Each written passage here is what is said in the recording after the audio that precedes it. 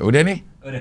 Oke, Assalamualaikum warahmatullahi wabarakatuh. Waalaikumsalam warahmatullahi wabarakatuh. Ketemu lagi kita di Habib dan Cing.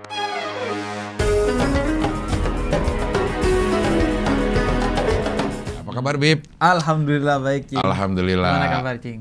Sehat, alhamdulillah. Nih, makin dekat sama Ramadan, Cing. Iya. Ini kalau sesuai jadwal, besok kita akan berpuasa. Besok kita akan berpuasa. Besok kita akan berpuasa. Menurut siapa dulu, Cing? Menurut satu Ramadan tanggalan. Tanggalan. Iya, di kalender-kalender udah ada tuh. Satu Ramadannya besok. Iya. Kalau itu ada nggak sih, Bib, yang setahu aja nih? Kalau mau puasa, Lebaran kan tuh ada tuh yang ngitung pakai dilihat sama dihitung. Iya, ada dihisap, dihitung dulu dihisap. Dihisap. Dracula biasanya ngehisap. Ngehisap, ya. Beda hisapnya itu. Ya. Sebenarnya setiap Ramadan juga sebenarnya dilakukan itu juga ya. Iya, ada di ru'yah. Ya. Di ru'yah, biasanya kalau kita banyak jinnya di ru'yah. Di ruqyah itu. Biasanya dekat Bekam tuh juga ada tuh ruqyah, Bekam dan ruqyah. BRC itu di situ gue sering. Iya. Nah, ru'yah itu kemarin kita sempat bahas. Iya. Ro'a itu melihat. Ru'yah itu artinya melihat langsung, baik secara mata telanjang ataupun dengan apa? Teropong. Ya, gue bilangnya kekeran. Kekeran, ya. Iya, benar ya. Ya, kekeran di sini juga kekeran. Iya. Cuman kalau kekeran kita yang dua. Kalau iya. teropong tuh yang satu gitu. Oh. Iya, Gue bahkan dulu bilang helm tuh helm teropong. Karena? Lah, enggak, itu kan disebutnya helm topong. Helm apa? Topong, helm yang nutupi semua. Nutup semua, full face itu? Iya, itu helm topong dibilangnya. Oh. Nah, gue karena nggak tahu dari dulu yakin itu helm teropong. Oh. Iya. Orang kalau bodoh gitu, udah bodoh yakin lagi. Yakin lagi ya. Itu biasanya kalau dikasih tahu ngotot. Ngeyel. Iya. Susah dia kasih tahu. Imam Syafi'i jauhin orang kayak gitu. Iya. Tambang batu ya, gitu ya. Oke, di pagi lagi ya. Di sore hari ini. Ya, di sore hari ini kita akan membahas surat ya ke 106 ini kalau di sini ya, ke 106. Nama suratnya Quraisy. Ya. Nah, Quraisy ini diambil dari nama suku. Nama suku Quraisy. Dan ini surat kalau dari segi turunnya surat ke-29. 29. Tapi dalam kitab yang ada sekarang ditaruh di 104. Surat 106, sorry. 106. Ya. Nah, ya Quraisy itu artinya suku Quraisy. Nah, gua nih sukunya suku Quraisy. Ya, Nabi Muhammad itu sukunya suku Quraisy. Jadi kalau yang disebut musyrikin Quraisy itu dia, suku itu? Iya, suku itu. Karena Nabi Muhammad kan dengan orang-orang Quraisy yang musyrik juga bersaudara. Yang abu-abu itu tuh, Abu Jahal, Abu Sufyan, itu sukunya sama, suku Quraisy. Sukunya sama, suku Quraisy. Nama kakeknya itu Abdus Syams. Kalau kakek yang dari jalur Nabi Muhammad namanya Bani Hashim nanti, yang sampai ke Nabi Muhammad. Kalau yang itu dari Abdi Manaf. Kakeknya Abdi Manaf, kemudian Abdus Syams, kemudian ini Bani Hashim. Ya. Ini yang Abu Sufyan dan lain sebagainya. Nah, dari Quraisynya itu udah dari atasnya ya? Dari atas. Quraisynya itu. Quraisy itu kakek ke-13 Nabi Muhammad. Kakek ke-13. Jadi kakek ke-13 dari Nabi Muhammad, yang kemudian ke bawahnya itu Nabi Muhammad dan sampai anak cucunya. Jadi kalau Bani Hashim itu artinya, Hashim itu nama orangnya ya? Hashim itu kakeknya Nabi Muhammad. Iya. Bukan nama golongan, tapi nama orang memang. Nama orang, tapi jadi semua itu marga-marga di Arab itu memang awalnya nama. Jadi gua misalnya Al-Haddar, dulu itu ada Haddar ini orang yang berpengaruh sehingga kemudian jadi marga tersendiri gitu. Gitu ya. Jadi memang berdasarkan atau julukan atau sifat dan lain sebagainya. Berarti Habib ini adalah Bani Hashim. Bani Hashim. Tapi Quraisy juga. Oke, ya. Setiap Bani Hashim pasti Quraisy, tapi tidak setiap Quraisy Bani Hashim. Benar. Iya. Lebih atas Quraisy itu daripada Bani Hashim. Oke. Tapi juga saya kan Madura swasta. Madura yang tidak di Madura. Madura yang tidak di Madura. Dan orang keturunan Arab itu tahun 1934 bikin yang namanya Sumpah Pemuda Keturunan Arab Indonesia. Sumpah Pemuda Keturunan Arab di Indonesia. Jadi orang-orang Arab yang sudah di Indonesia itu bikin sumpah untuk setia bahwa tanah airnya adalah Indonesia. Karena sebelumnya itu orang Belanda bikin propaganda. Lu orang Arab bukan orang Indonesia. Biar dia gak bersahabat dengan orang Indonesia. Bahkan dibikin kampung Arab. Kampung Arab itu yang bikin Belanda. Sampai sekarang masih ada peninggalannya itu. Masih. Dan hampir di setiap daerah. Hampir di setiap daerah ada. Gue tinggalnya juga di kampung Arab. Di kampung Arab. Dan itu biar orang Arab gak punya pengaruh kepada orang pribumi untuk ngajak mereka merdeka. Jadi dilokalisir. Jadi pengaruhnya kelihatan. Hampir sama Chinatown berarti ya. Hampir setiap daerah juga ada daerah Cina-nya. Ada Chinatown. Tapi gue gak tahu tuh kalau sejarah Chinatown lebih ke mana gitu. Apakah dia juga ada Sumpah Pemuda Cina? Orang keturunan Cina itu gak tahu. Kita nggak tahu ya. Nggak tahu. Tapi kalau Arab udah ada di tahun 1934. Dan itu dibubarkan, itu menjadi Partai Arab Indonesia yang mendirikan, dan ketuanya diantaranya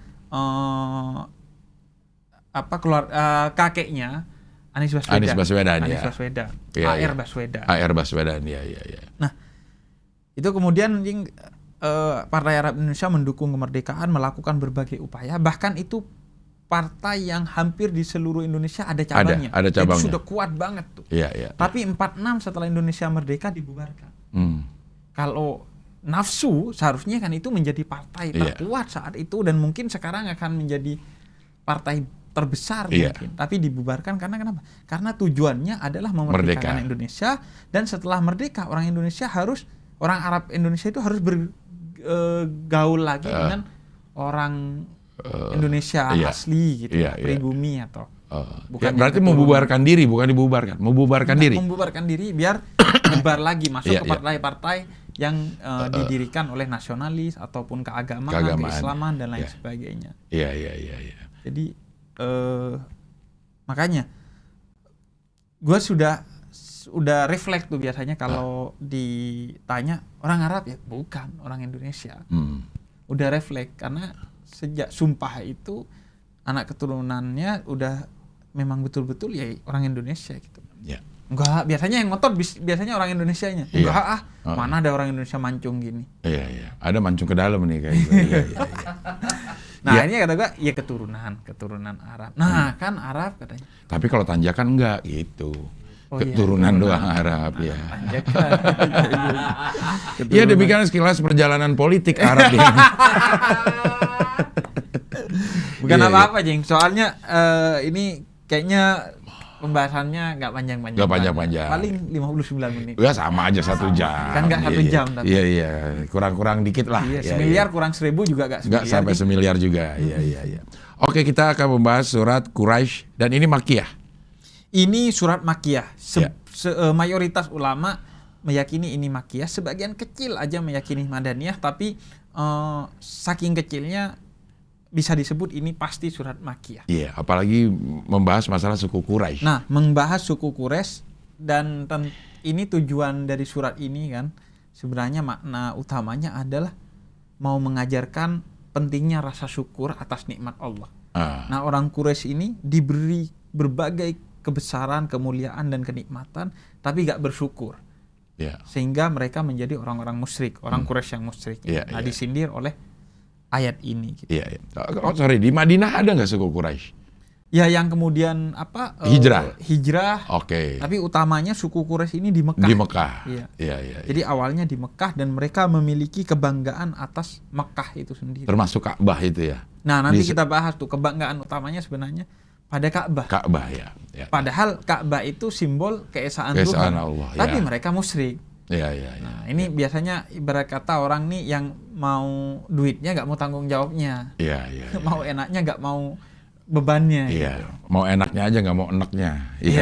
Nah seperti orang zina. Orang zina kan gitu. Mau enaknya tapi nggak mau tanggung jawabnya. Benar. Mau tanggung jawab lu nikah dengan zina gitu. Betul. Oke, kita masuk ke ayat pertama. Oke. Bismillahirrahmanirrahim. Tapi sebelum masuk ayat pertama, Jing, nggak apa-apa bismillahnya jadi pahala tuh. Bismillah lagi. Jadi belum masuk ke ayat pertama, Jing. Sahabat Ubay bin Ka'ab dan Sayyidina Umar bin Al-Khattab. Ubay bin Ka'ab ini adalah sahabat yang oleh Sayyidina Umar ditunjuk jadi imamnya sholat tarawih pertama.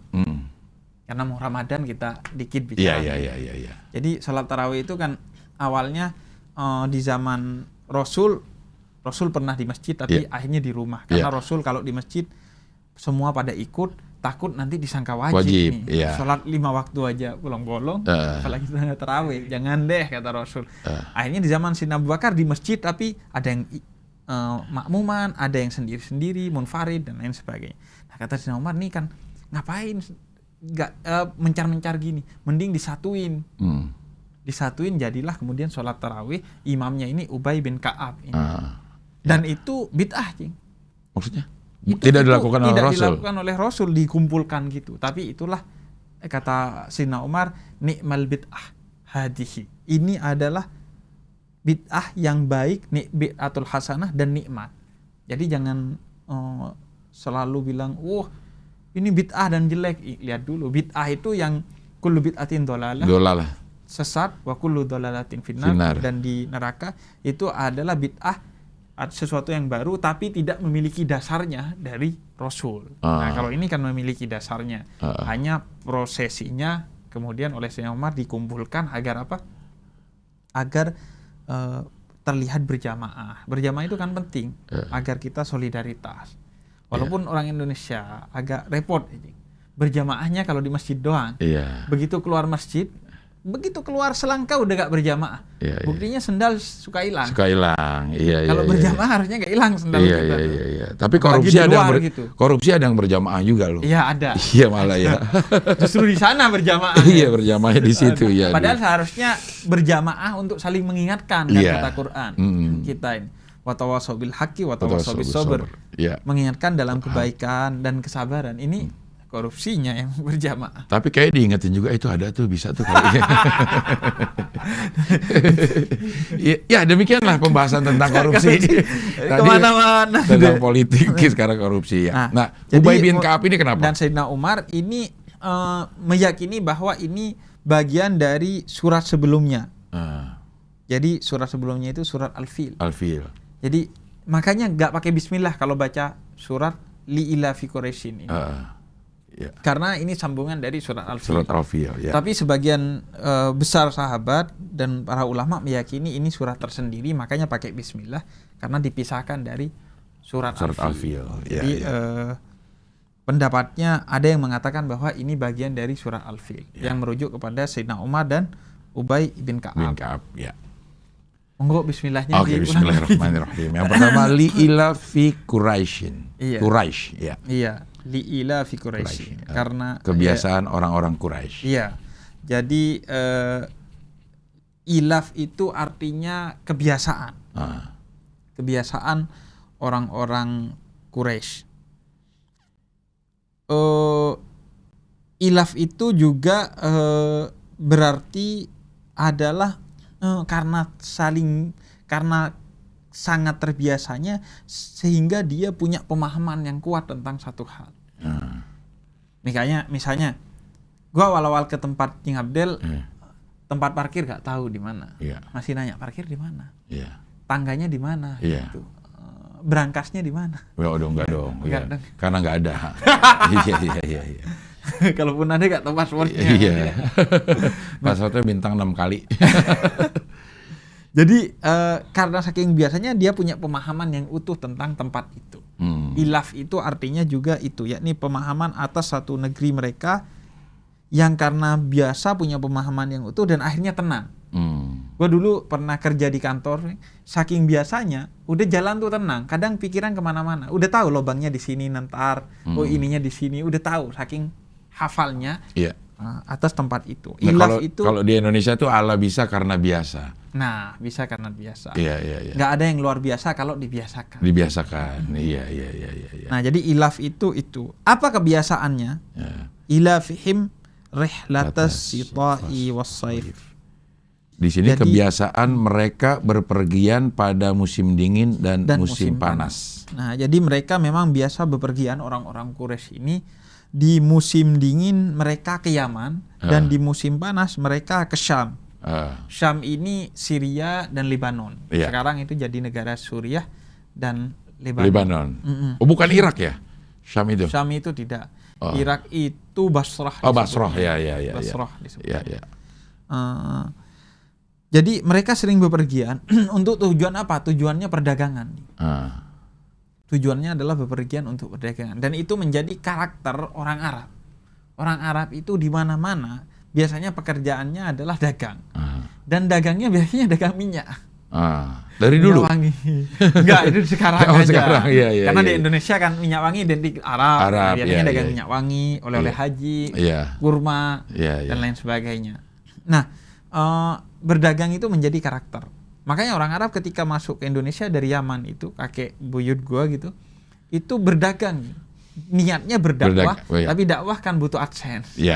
Makanya dia sambil berdagang. Dan dagang itu enaknya karena biasanya orang kalau dagang ngobrol-ngobrol kan. Ngobrol-ngobrol. Apalagi kalau masih tawar-menawar itu kan ngobrol-ngobrol. Nah, dari sana mereka biasanya berdakwah. Kayaknya kalau tahu bahwa obrolan dalam perdagangan itu lebih banyak di antara tukang cukur dan yang dicukur, kayaknya nenek moyang gue mau jadi tukang cukur. Karena kan kalau nyukur biasanya ngomong. Iya. Tapi kalau di sana tuh abis haji atau umroh tuh cepet-cepet banget nyukurnya. 5 real, homsa real. Iya, karena untuk digundul. Kan ada yang salah satu sunnahnya adalah gundul. Iya, cepet banget. Dan itu bukan tukang cukur, Jing. Tukang gundul. Tukang gundul ya? Iya, karena gundul dan cukur menurut gue beda. Beda, nggak ada model ya kalau gundul ya? Semua orang bisa kayak gitu. Iya, shot. Bahkan gitu. Bagus buat emosi ditumpahkan. Iya, shot. Ngeri kebeset aja, iya. Pak lu, diem lu. Iya. Jadi dia bepergian untuk kemudian melakukan perjalanan itu untuk kebutuhan perdagangan. Nah, selanjutnya li di ayat ini, li itu kan langsung karena. Nah, ini yang menjadi pertimbangan di para ulama bahwa bisa jadi memang ini sambungan dari ayat sebelumnya, kok tiba-tiba karena gitu. Karena kata yang harus ada kalimat pendahulunya, baru ada karena. Baru ada karena. Tapi ada yang menyatakan bahwa ini surat tersendiri mengartikannya sebagai heran. Jadi heranlah kepada mitra bicara, Allah mengatakan heranlah kepada orang-orang Quraisy yang memiliki kebiasaan mereka bepergian untuk perdagangan itu ke Yaman saat musim dingin dan ke Syam saat musim panas. Jadi Allah heran, mengatakan heranlah kalian. Apa yang diheranin ini nanti kita akan ketemu nih di ayat-ayat selanjutnya. Nah, ilaf tadi itu pemahaman kan? Ya. Ilaf Quraisy ilafihim rihatus tayful. Ilaf itu adalah pemahaman yang utuh. Nah, orang Quraisy itu sangat paham kepada Makkah. Bahwa Makkah ini daya tariknya adalah Ka'bah. Makanya mereka memiliki pemahaman bahwa daya tariknya Ka'bah, sehingga Ka'bah itu menjadi pegangan bagi mereka. Bahkan mereka memberhalakan Ka'bah, meletakkan berhala-berhalanya di Ka'bah, karena mereka tahu kekuatan Ka'bah itu, bahkan memiliki kekuatan yang supranatural menurut mereka. Dan mereka tahu bahwa orang melihat mereka karena ada Ka'bah di situ. Bahkan sampai sekarang kan, orang pergi ke sana ya karena ada Ka'bah di sana. Dan karena ada Ka'bah itu juga Makkah itu meskipun dia tempatnya sangat tidak strategis, itu diberikan keamanan dan kecukupan secara ekonomi. Maka itu dijamin oleh Allah dari dulu sampai kapanpun dijamin dicukupi secara ekonomi dan diberikan keamanan oleh Allah Subhanahu wa taala karena adanya Ka'bah di sana gitu. Jadi dan terbukti misalnya sekarang karena Ka'bah orang banyak datang, terbukti sehingga perputaran uang di sana banyak gitu. Hotel-hotel juga mewah-mewahnya luar biasa di sana. Dan kalau di Indonesia seperti makam. Makam kan gitu, dari mana orang datang sehingga kemudian kehidupan ekonomi jalan. Nah itu yang jadi keheranan juga bagi kita gitu. Orang yang sudah wafat bisa menghidupi banyak orang. Yang masih hidup kadang bikin mati orang yang ada di sekitarnya. Iya. Dengan segala kekacauan yang dia lakukan gitu. Nah, Makkah tuh nggak menarik. Tempat yang nggak menarik karena dia posisinya lembah. Dan karena itu justru Nabi Muhammad dilahirkan di sana. Karena dia nggak menarik, nggak ada yang menguasai dulu. Persia nggak mau menguasai, Romawi nggak mau menguasai. Makanya Nabi Muhammad dilahirkan di sana sehingga kota itu aman. Dari luar ya, pihak luar ya? Dari luar, sehingga Nabi Muhammad ini kan banyak yang ngincer. Apalagi orang-orang Yahudi tahu bahwa akan lahir nih orang yang akan menghancurkan agama kami. Makanya dicari ketika Nabi Muhammad lahir. Nah, lahirnya di Makkah diantaranya menurut para ulama agar terbebas dari ancaman-ancaman dari Persia dan Romawi. Karena mereka sangat tidak suka kepada Nabi Muhammad dan tidak ingin Nabi Muhammad hadir karena akan membawa reformasi. Nah, orang Makkah ini tahu persis bahwa tempat mereka ini strategis. Dan menjadi strategis karena Ka'bah. Mereka memiliki ilaf tadi, pemahaman yang utuh tentang hal itu, orang-orang Quraisy itu. Nah, selanjutnya falyabudu rabb hadzal baitil ladzi at'amahum min ju'in wa amanahum min khauf. Kalau diartinya di sini terjemahannya, maka hendaklah mereka menyembah Tuhan pemilik rumah ini. Nah, jadi kata Allah, lu kan bangga nih sama Ka'bah. Lu yakin sama Ka'bah. Lu merasa nikmat lu ini didapatkan dari Ka'bah. Maka sembahlah Allah pemilik Ka'bah ini. Yang bikin Ka'bah ini adalah Allah melalui Nabi Ibrahim dan Nabi Ismail. Dan lu merasa aman, merasa sejahtera, merasa tenang dengan adanya Ka'bah ini. Maka sembahlah pemilik Ka'bah ini. Jangan menyembah Ka'bahnya. Karena Ka'bah ini hanya buatan. Dirobohin juga bisa. Makanya menurut sebagian ulama, itu Ka'bah itu sengaja bentuknya kotak hitam gitu, nggak menarik gitu. Itu karena agar orang nggak terpesona pada Ka'bahnya. Pada bentuknya, tidak memberhalakan Ka'bahnya. Tapi Ka'bah itu menjadi agung karena ditunjuk oleh Allah sebagai kiblat, sebagai Baitullah, sebagai rumah Allah gitu. Bukan kepada Ka'bahnya kita memberhalakan. Gitu. Makanya dalam banyak cerita, diantaranya cerita dari tabi'in, Abdullah bin Al-Mubarak itu berangkat haji, tapi hajinya gak diterima. Mimpi malaikat hajinya gak diterima. Yang diterima justru Ali Al-Muwaffaq dari Damsyik. Setelah didatengin ternyata Ali Al-Muwaffaq ini gak berangkat haji. Diusut-usut kenapa ternyata Ali Al-Muwaffaq ini nggak berangkat haji padahal sudah ngumpulin duit 30 tahun dari sol sepatu, kerjanya sol sepatu. Biasanya lewat di depan sepatu.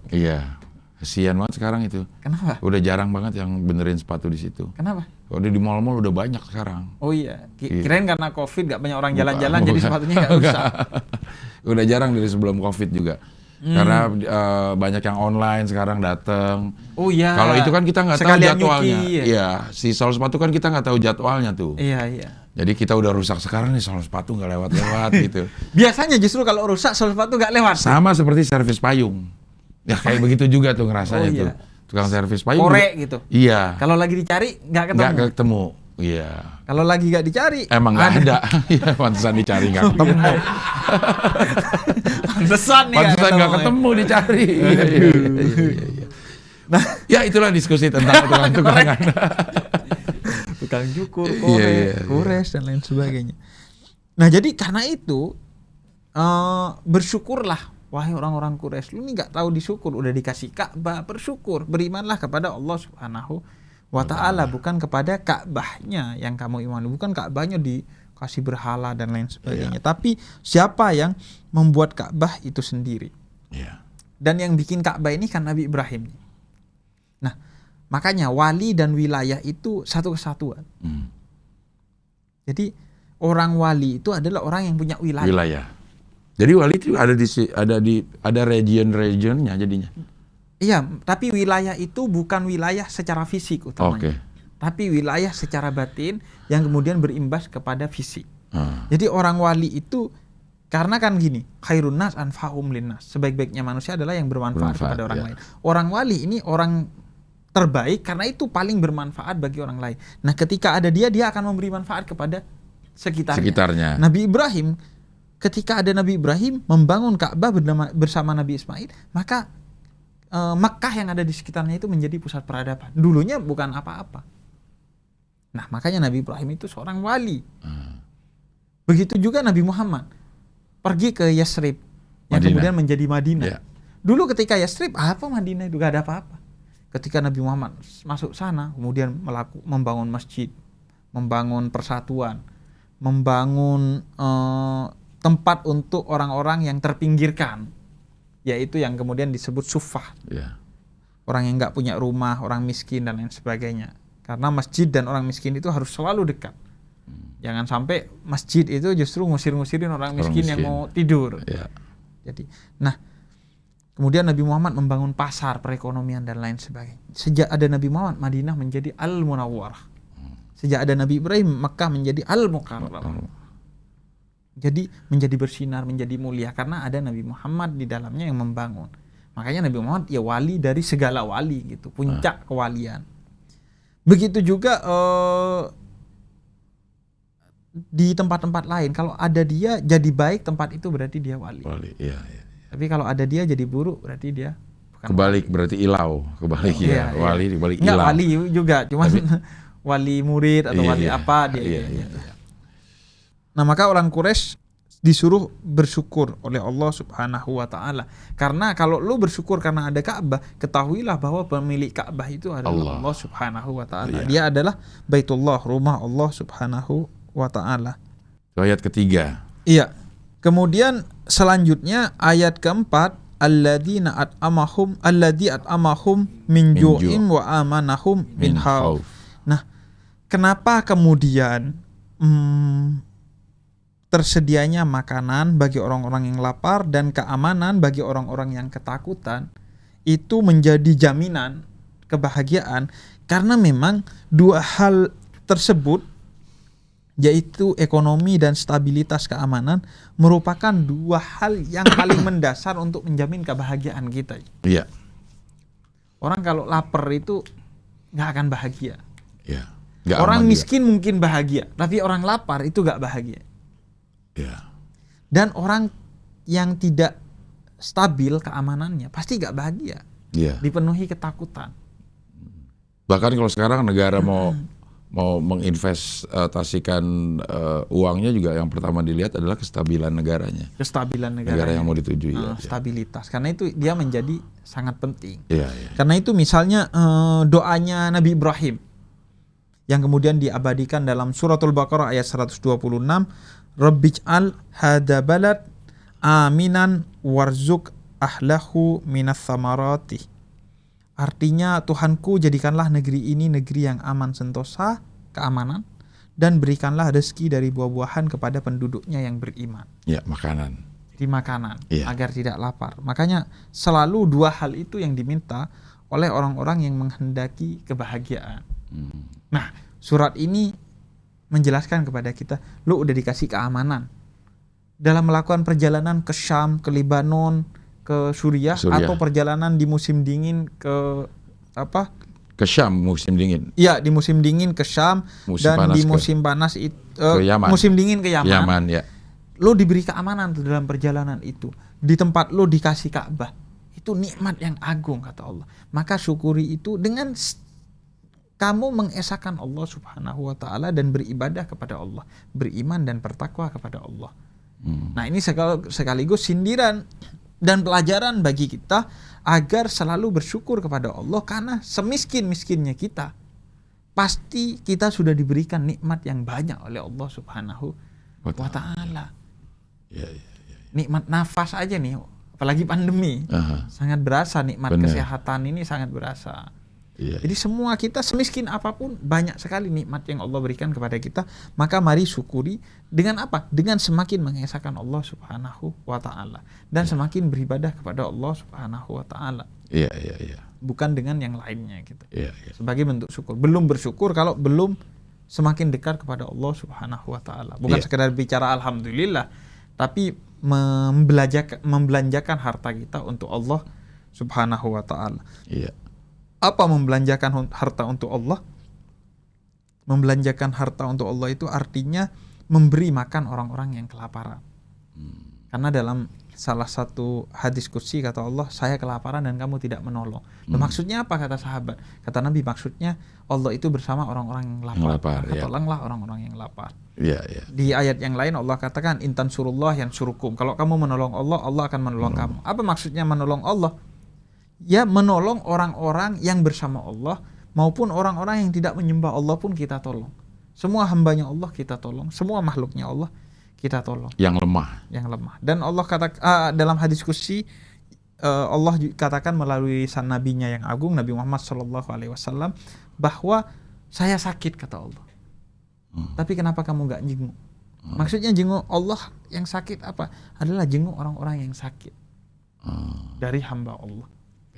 Jadi Allah berikan nikmat yang banyak kepada kita, maka mari bersyukur atas nikmat yang diberikan Allah. Dan orang yang tidak bersyukur, maka dia adalah orang-orang yang kafir. Makanya disebut kufur. La in syakartum la azidannakum wa la in kafartum inna adzabi lasyadid. Berarti mereka yang enggak bersyukur adalah orang yang kafir. Dan puncaknya pelajarannya dari orang-orang Quraisy. Udah dikasih enak tapi enggak bersyukur. Ini sebenarnya juga pada saat turunnya surat ini, ayat ini, itu menyindir kaum Quraisy berarti ya. Tapi kalau kita bawa ke zaman sekarang, itu memang ada pelajaran yang terjadi juga, relevan juga dengan keadaan sekarang. Gitu karena inti surat ini adalah sindiran bagi orang-orang yang tidak bersyukur padahal sudah Allah kasih nikmat. Siapapun orang di muka bumi ini dikasih nikmat oleh Allah. Nikmat pertama adalah nikmat kehidupan. Dan nikmat teragung yang seharusnya dikejar oleh manusia adalah nikmat iman dan Islam. Itu nikmat teragung. Tapi nikmat ini seringkali kemudian tidak disyukuri oleh kita. Beriman itu dan berislam itu seolah-olah bukan kemewahan, bukan kenikmatan. Padahal kita itu terpilih menjadi seorang mukmin dan seorang muslim itu kenikmatan. Maka syukuri bagaimana dengan terus mempelajari Islam dan keimanan kita, dan terus menjalankan keislaman dan keimanan kita. Iya, padahal kalau orang ceramah itu mukadimahnya banyak banget tuh ya, kita bersyukur kepada Allah Subhanahu wa taala akan nikmat Islam, nikmat iman. Itu selalu diingetin ya. Iya, karena itu nikmat pertama dan utama. Segala sesuatunya menjadi tidak ada gunanya kalau tidak punya iman dan Islam. Karena misalnya harta deh, Cing. Harta itu kan menjadi mulia kalau dilandaskan keimanan dan keislaman. Artinya kalau nggak dilandaskan keimanan, keislaman, kita juga sudah bahas minggu lalu, di dunia pun dia nggak membahagiakan. Apalagi di akhirat, harta yang tidak ada keimanan dan keislaman di dalamnya, ya di akhirat nggak ada gunanya. Artinya kalau harta itu tidak disedekahkan, tidak digunakan untuk meningkatkan kualitas iman, takwa dan Islam kita, ya nggak ada gunanya di akhirat. Di dunia juga kalau disadari itu nggak ada gunanya, nggak akan membahagiakan dia. Cuma mungkin orang nggak sadar ya. Karena orang mengukur kebahagiaan seringkali dengan kemewahan. Padahal yang mewah belum tentu bahagia. Kita kadang nih, seolah-olah bahagia. Semakin sibuk orang kita kadang semakin sibuk semakin bahagia. Seolah-olah. Wow, kesibukannya banyak. Padahal justru orang yang paling bahagia yang nggak sibuk, tapi bikin orang sibuk. Bikin orang kerja, duitnya masuk ke ATM dia. Itu tuh. Itu ya, bedanya kita dan orang-orang yang sukses itu di atas atau di luar. Di atas itu artinya orang-orang yang memang tahu resep kesuksesan.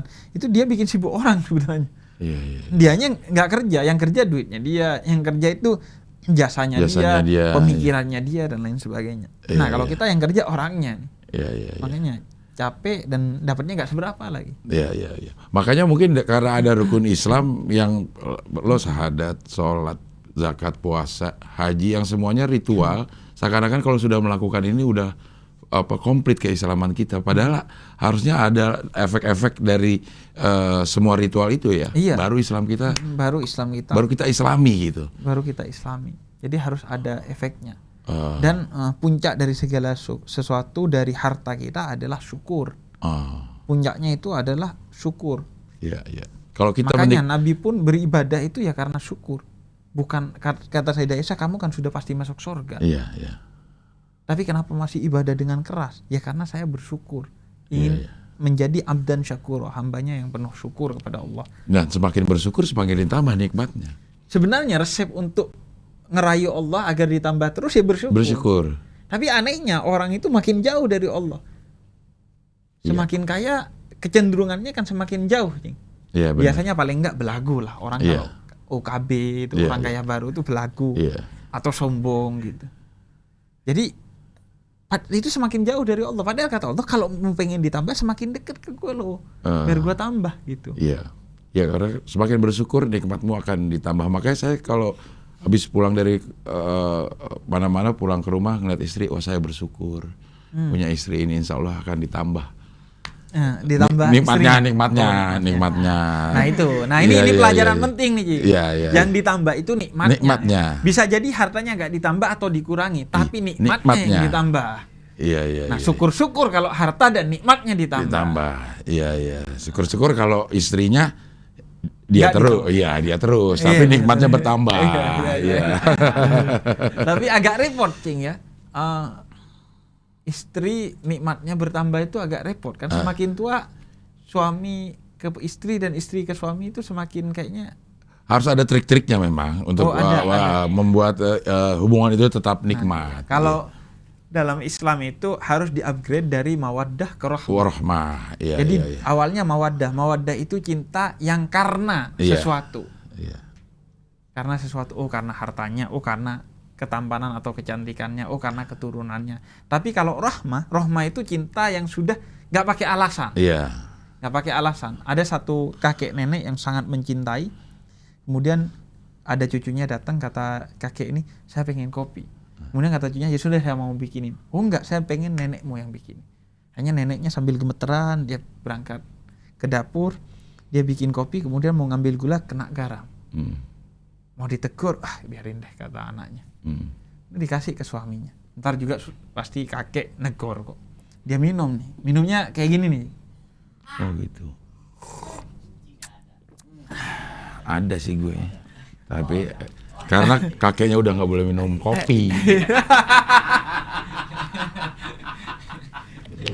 Nah, setelah minum kata dia, kopi buatanmu gak berubah dari dulu. Selalu paling enak. Waduh. Padahal garam isinya. Padahal garam. Jadi di lidah itu beda, di lidahnya orang yang penuh dengan rahmah, cinta yang tinggi. Makanya ketika Laila Majnun itu kan kisah cinta paling abadi. Nah, Majnun itu ditegor sama orang. Majnun, katanya Laila ini nggak cantik-cantik banget. Paling nggak secantik seperti katanya Majnun ini. Kamu ini kenapa? Kok cinta banget sama Laila? Padahal saya lihat biasa saja. Kata Majnun, karena yang melihat adalah matamu, bukan mata saya. Di mata saya, Laila ini dahsyat gitu. Nah, cinta kalau sudah rahmat sampainya tertinggi itu gitu. Di matanya dia itu paling serba paling. Kita kadang punya ilmu itu, tapi biasanya sebelum menikah atau di awal-awal menikah. Sebelum dan awal-awal menikah, semua cewek tidak cantik kecuali istri kita. Setelah menikah lama, semua cewek cantik kecuali istri kita. Begitu juga istri ke suami. Sebelum menikah dan di awal-awal menikah, semua laki jelek kecuali suami. Setelah menikah beberapa tahun, semua laki cantik kecuali suami kita. Ganteng dong semua laki. Ganteng kecuali suami kita. Aduh. Inilah pembahasan tentang suami.